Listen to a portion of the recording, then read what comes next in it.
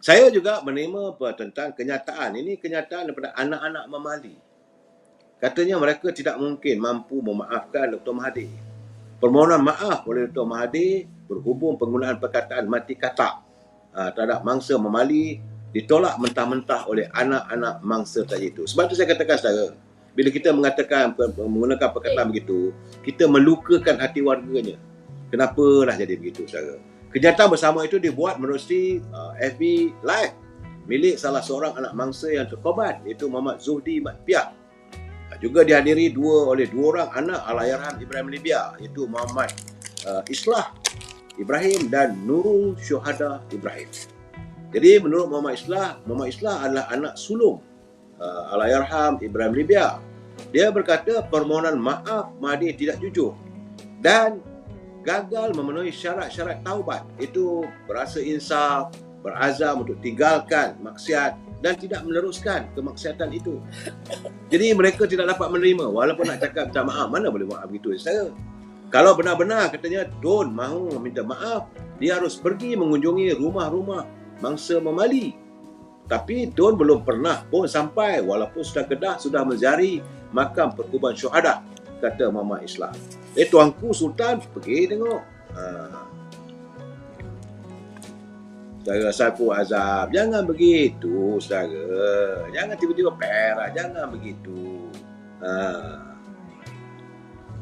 Sebelum Azlan Daud itu soalnya selepas dah cium batuk soal lain lah. Tapi bagaimanapun dalam satu ucapan di sisi ceramah Perdana Khamis lalu, Dr. Mahathir mendakwa 14 mangsa yang terkorban dalam tragedi Mamadi sebagai soal mati katak. Peristiwa 19 November 1985 itu menyaksikan pertempuran penduduk kampung di Baling yang dipimpin oleh Ustaz Ibrahim Libya, terlebih dikenali sebagai Ibrahim Mahmud, terlebih dikenali sebagai Libya, dengan pasukan keselamatan. Jadi anak-anak mereka tak terima lah. Sebab tak turun pun. Sebab itu saya katakan, kita ni orang Melayu ni tak ada masalah.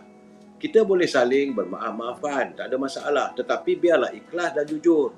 Jangan kita melontarkan pandangan, kenyataan-kenyataan yang menghiris hati. Saya dah berpesan. Bukan saya tak pesan saudara, saya dah berpesan. Bila saya tengok antara Haji Hadi bersama Dr. Mahathir sudah mula duduk semeja, orang kata menandatangani proklamasi, saya kata apa akan jadi pada waris mangsa memali. Jangan ada kenyataan-kenyataan yang sebegitu saudara. Itu keadaan saudara. Dan kita mengharapkan agar kalau boleh jangan kita menggunakan bahasa tidak baik. Sebab Presiden UMNO dan Zahid sudah menyatakan bahawa sepanjang musim pilihan raya yang akan kita alami dalam waktu terdekat, sebulan 2 bulan ini, selaku Timbalan Perdana Menteri Datuk Zahid menasihatkan mana-mana calon yang akan bertanding pada pilihan raya negeri di 6 negeri mengelakkan daripada membangkitkan perkara yang boleh membangkitkan kemarahan rakyat. Tentulah soal agama, soal kaum dan sebagainya. Selaku pengurusi Barisan Nasional, beliau juga berkata walaupun calon-calon katakan PRN berkenaan berbeza pendapat dan pandangan politik, namun mereka perlu bertindak secara rasional ketika berkempen.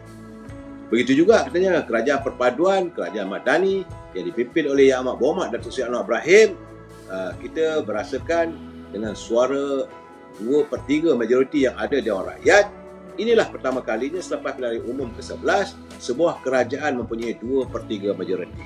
Sebab itu beliau yakin, beliau berkeyakinan penuh bahawa insya-Allah pilihan raya kali ini rakyat akan melihat bahawa calon-calon yang didatangkan oleh gagasan perpaduan UMNO, keadilan, Barisan Nasional, Pakatan Harapan, termasuklah daripada DAP dan juga Amanah, saya yakin bahawa rakyat akan lebih yakin kepada calon-calon yang diturunkan.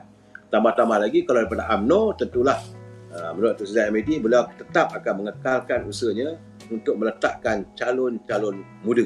Sebab itu saya kata tadi saya, anak-anak muda, inilah masanya anda untuk mendekati UMNO ini kerana peluang untuk anda bergiat dalam politik terbentang luas. Tetapi janganlah masuk parti semata-mata hendakkan jawatan. Kalau semata-mata hendakkan jawatan, itu yang membuatkan kita berantakan. Saudara Mazlan Daud, Datuk Seri Najib, kita tak melupakan. Itu seksi perundangan. Datuk Seri Najib hari ini dah 2 hari dah tak dapat ke mahkamah sebab beliau dilaporkan tidak sihat. Dah terpaksa dikejar ke hospital, kena mengalami cirit-birit dan sebagainya. Itulah nasib malang seorang mantan Perdana Menteri, mantan Presiden UMNO. Saudara, kita banyaklah rakyat, ada belah bagi, ada yang nyokong, ada tak menyokong lah macam-macam. Saudara. Cuma saya harap agar kita serahkanlah kepada bidang perundangan. Jangan pula kita sama kita berantakan, kita bergaduh sama kita, saudara.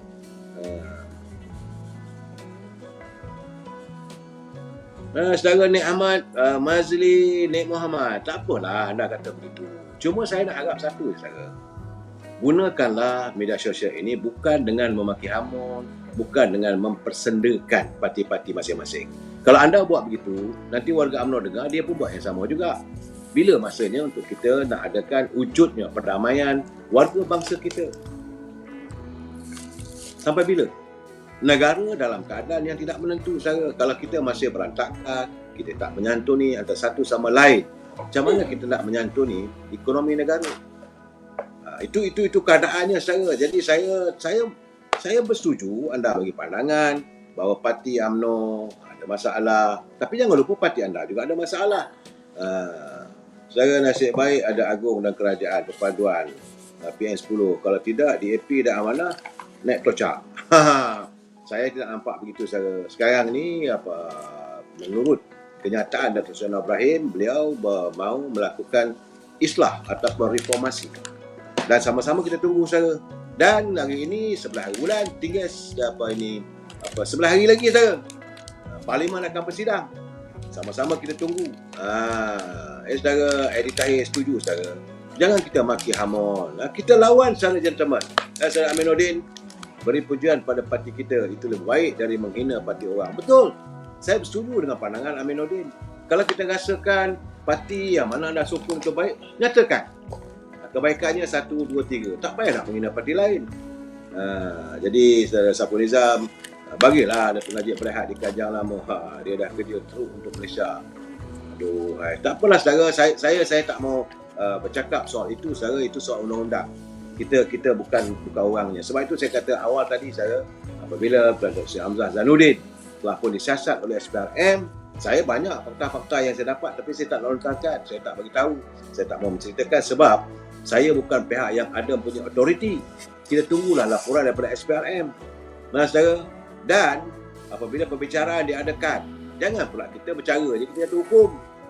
Itu tak betul, saudara. No one is guilty unless proven by the court. Tidak ada sesiapa pun yang boleh dianggap bersalah melainkan dibuktikan oleh mahkamah dia bersalah. Ada Singapura dari tanah Melayu. Saudara, sebenarnya dulu begitulah keadaannya. Itulah keadaannya, saudara. Tapi bila dah diberi kebebasan, dah diberi kemerdekaan, dan kita terlepas Singapura. Dulu Singapura terdengar sebagai termasik.